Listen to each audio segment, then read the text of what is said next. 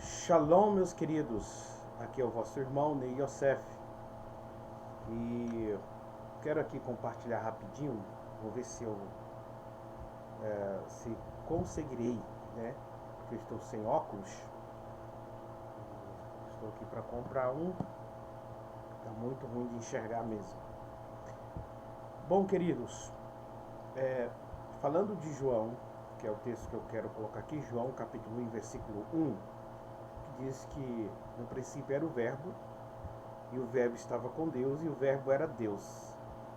Há grupos, né, que interpretam esse texto, que o verbo aqui, o verbo era Deus, está falando do próprio Pai, ou seja, que o verbo em João capítulo 1, versículo 1, é o próprio Pai, e que o versículo em si, a frase em si, não está demonstrando ou apontando uma pessoa diferente, ou seja, que o verbo seria alguém diferente do Pai, mas seria o próprio Pai.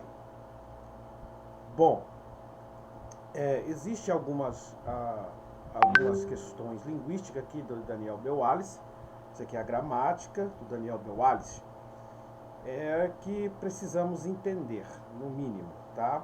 Nós temos aqui o nominativo sujeito e o nominativo predicativo. O nominativo predicativo será a proposição em que o texto, ou seja, Daniel Beualis, em sua gramática, afirma que o texto está ressaltando, ou seja, que é nominativo atributivo. Está aqui, ó.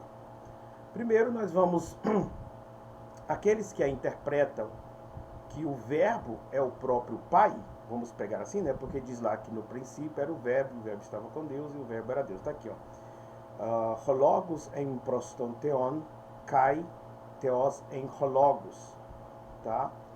Agora tá aqui, ho theos agape estin. Não, né? Não é esse aqui. Não vai dar tempo de eu abrir a Bíblia agora, em grego, vai demorar muito, né? Mas nós temos a expressão em grego, em arche, em hologos, né? Deixa eu ver aqui o texto. Deixa eu ver aqui rapidinho aqui, gente. O texto para eu não fazer uma leitura errada da cabeça, né? João capítulo 1, versículo 1. Vamos lá, eu vou fazer a leitura aqui, tá, gente? Rapidinho aqui, deixa eu ver aqui. João capítulo 1, versículo 1. Embora a letrinha tá pequena aqui. Em arche, em hologos, em arche, em hologos. Aí disse aqui, kai em hologos, em prostonteon. Em prostonteon. Tá? Então esse é o texto. Bom, aqui, vejam só. Segundo Daniel Beualis, nós temos que prestar atenção aqui, ó, na relação semântica ou proposição conversível. Proposição é uma declaração, né, de uma verdade lógica maior, que está baseada em uma verdade lógica maior. Vamos lá. A segunda relação semântica em tais exemplos será uma proposição conversível, isto é, quando o substantivo encontrar uma das três qualificações do nominativo sujeito, eles serão intercambiáveis. Veja o exemplo na seção anterior. Passagens exegeticamente significantes, ou seja, que o que ele está querendo dizer, que ou seja, que deixa eu ver aqui, vamos entrar aqui na explicação dele. Aqui, ó. Aqui a roteos, aqui vamos dar a explicação do que ele está querendo dizer, tá? O que ele está querendo dizer. A roteos agape estin, Deus é amor, né? Deus é amor, né? O Deus é amor. Uma preposição colária, ou seja, uma preposição colária. O que significa uma preposição colária, tá? O que significa preposição colária? Uma proposição colária é uma proposição que segue uma verdade anterior. Uma verdade anterior. O exemplo: Uma proposição colária é claramente vista nessa passagem aqui, colária. Um dos atributos de Deus é amor. Contudo, dizer que o amor é idêntico a Deus é algo bem diferente. Então, eu dizer que Deus tem como atributo, quando o texto diz, Deus é amor. Deus é amor. Mas uma coisa é eu dizer que o amor é idêntico a Deus é algo bem diferente a afirmar que aqui temos um exemplo de proposição conversivo. Proposição conversiva é dar crédito ao panteísmo, ou menos, ou na menor da hipótese, pananteísmo. Então diz, um dos atributos de Deus é o amor. Quando dizer que o amor é idêntico a Deus é algo bem diferente. Afirmar que aqui temos um exemplo de proposição conversiva. Ou seja, é eu afirmar que essa palavra, por exemplo, amor, é Deus. Ou seja, converter o amor como se fosse Deus. Ou seja, entende? Atribuir essência, que essa é a essência, que a essência do amor é Deus. Aqui, que Deus, que esse amor é como se fosse uma divindade, uma essência e assim por diante. Então, esse é um perigo. Nós podemos cair o quê? No panteísmo.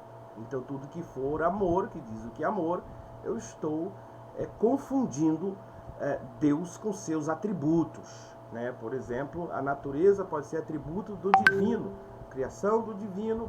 Então, é um perigo eu chamar essa criação de Deus. Beleza? Por que essa introdução? Essa introdução é para você entender agora João capítulo 1, versículo 1, quando diz Hologos em prostonteon, Hologos, né? E o verbo era Deus. E Deus era o verbo, cai em Hologos, ou seja, o verbo estava com Deus, com Deus, prostonteon, e o verbo era Deus. Então, se fosse no mesmo sentido conversivo, aqui conversivo, eu aplicaria o sentido, daria um sentido semântico para essa estrutura oracional, né, essa oração, dizendo que realmente o Logos é o Deus no sentido Deus Pai. Aqui seria o Deus Pai. Então, eu estava aplicando, ou seja, dizendo que esse Logos é o Deus Pai. É o Deus Pai. Que a essência desse Logos é o Deus Pai. Beleza? Então, mas aqui, meus queridos, nós temos não o sentido conversivo, mas o quê? Corolário. Colorário. Ou seja, simplesmente aqui o Hologos, ele faz parte de um sentido semântico lógico maior. Ou seja, aqui está, e o verbo estava com Deus, e o verbo era Deus. Outro exemplo, demonstramos uma proposição colorário. O Hologos, tá? O Hologos aqui, a palavra, pertence a uma categoria que é o sentido colorária, tá? O Hologos pertence a uma categoria maior identificada como Deus. O que significa isso? Qual é o significado disso? É que o Hologos, ele não é o Deus aqui Pai, mas ele ou seja, ele faz parte da mesma natureza dessa proposição colorária. Ou seja, que o Logos é da mesma natureza divina que o Pai. Aqui o Pai é Theos. Por isso que aqui diz, aqui está Theon, tá? Theon, e aqui está Theos. Aqui está como sujeito. Theon. Aqui seria uma referência ao Pai, aqui seria uma referência ao Filho, ao Logos.